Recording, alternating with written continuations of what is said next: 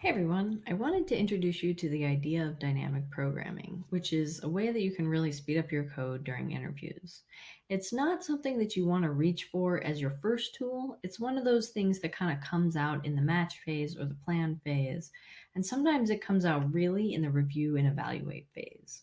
So in this problem, I'm going to show you it coming out in the review and evaluate phase to kind of show you what I mean by dynamic programming. So let's think about a problem that you've seen before. Fibonacci sequence, right? What's the Fibonacci sequence? Well, it's any number in the Fibonacci sequence is the previous two numbers from the Fibonacci sequence added together. Starts at 0, goes to 1, and so if you have 0 and 1, you can get the rest of the Fibonacci sequence from there. So let's write a function, def if I Fibonacci, Fibonacci. And what we'll do is we'll print the nth Fibonacci number. So we'll print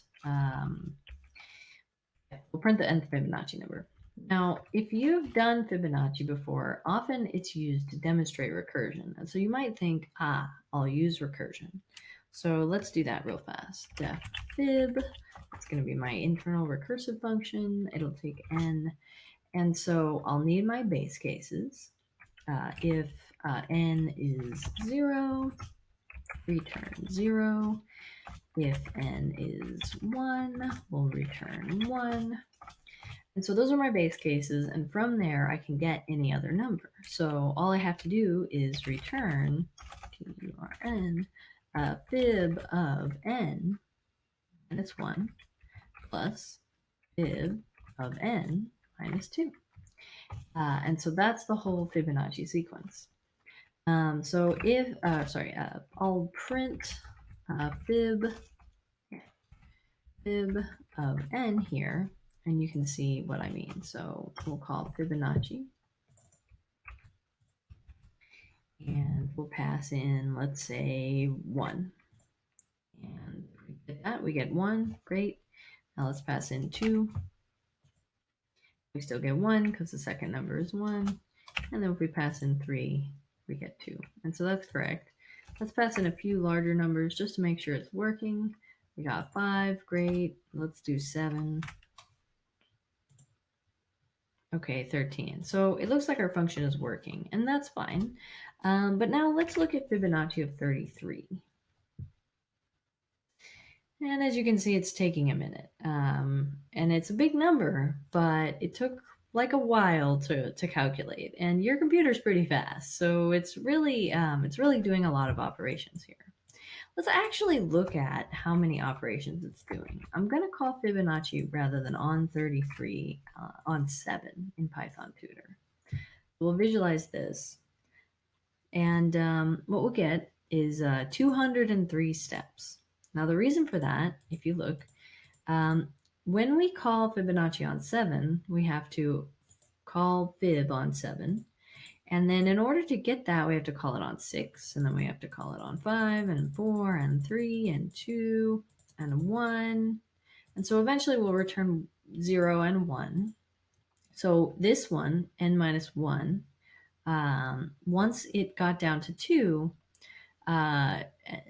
we got to 0. And then what happened was then fib of n minus 2 got called. And so then we had to get down to, we had to get down to 1, and then we had to get down to 0. And so now that this function call is collapsing and returning 2. And so then the third Fibonacci number was 2.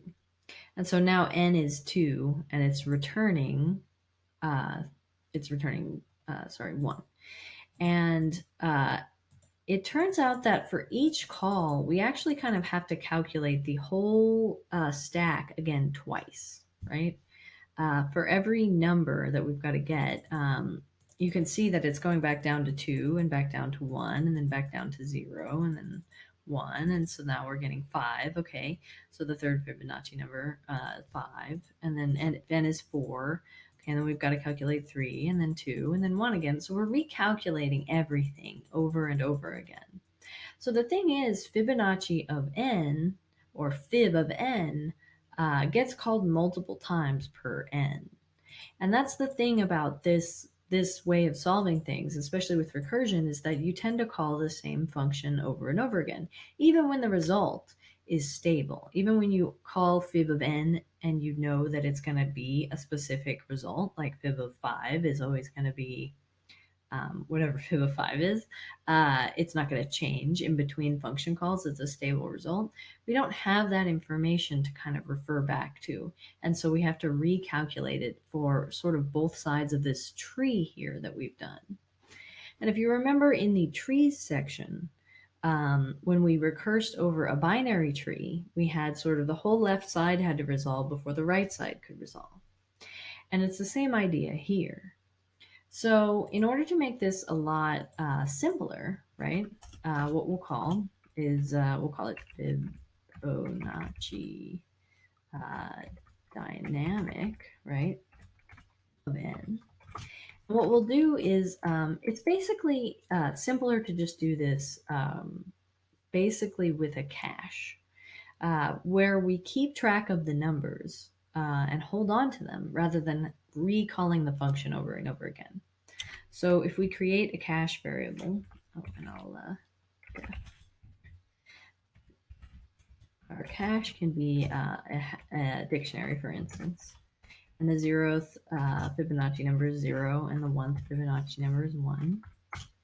And then I can say if there's a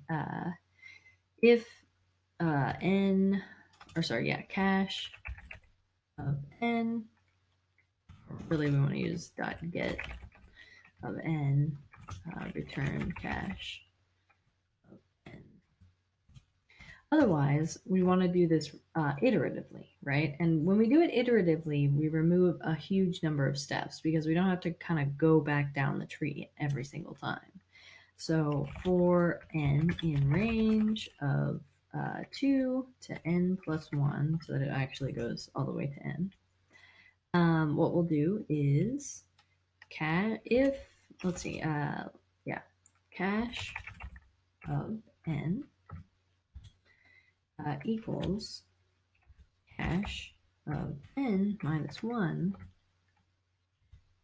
plus cache of n minus 2.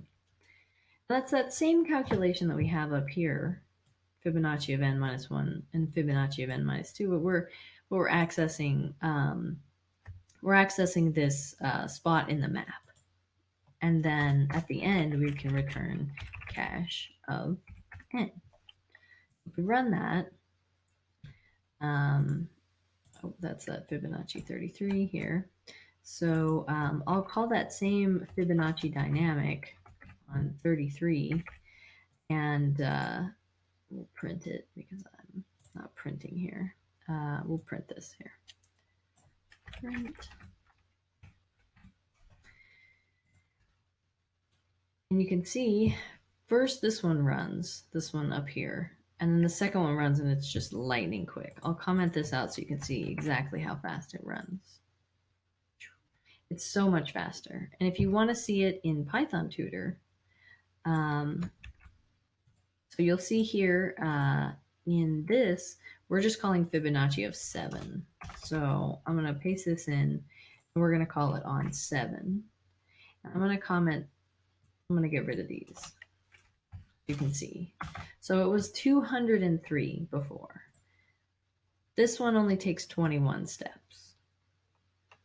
So that's a way for you to take the idea of recursion and translate it into a dynamic programming approach where we cache the results so that subsequent function calls to of the same variables are not necessary. Now, we don't actually need this whole cache to make this happen.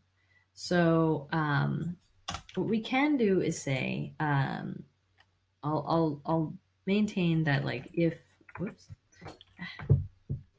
I'll maintain that if Fibonacci, if n is 0, return 0. If n is 1, return 1. And then I can say a is 0 and b is 1. Because we only need two variables, really. And so we can kind of go over this whole thing again and say c equals a plus b.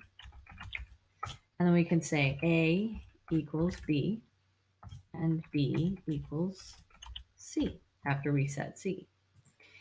So that way we're only holding on to the last two numbers that we saw. And at the end, instead of returning cache of n, we return c, the third variable. And so you can see this happen even faster.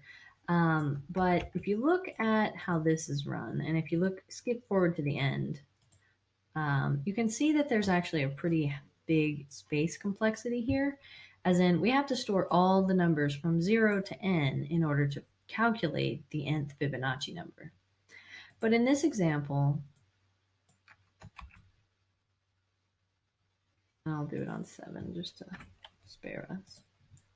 It takes 34 steps instead of like 21, which is a little bit more, but it's not going to be too much more. It's not 1/3 more steps. But the thing that's nice about it is that if you look, the space complexity never gets over 3 variables, so it's constant. It stays the same, and so it doesn't matter how high n is. What we're doing is we don't return anything, but we get our Fibonacci number just with 3 variables. So we can edit this to make it be 33. I can show you that it's 138 steps to get to 33, and that's not actually that bad. So that's the difference, and that was in the review and evaluate phase. What's key to note about this is it didn't happen. I didn't just think, dynamic programming, I'll use that to solve this problem. I thought, okay, so I understand this problem as a recursive algorithm. And so how do I take this recursive algorithm, cache the information so that I can reduce subsequent function calls that will have the same result? And that's how I discovered this dynamic programming solution. So that's kind of an intro to what dynamic programming looks like. We'll go over some more other problems in some later videos.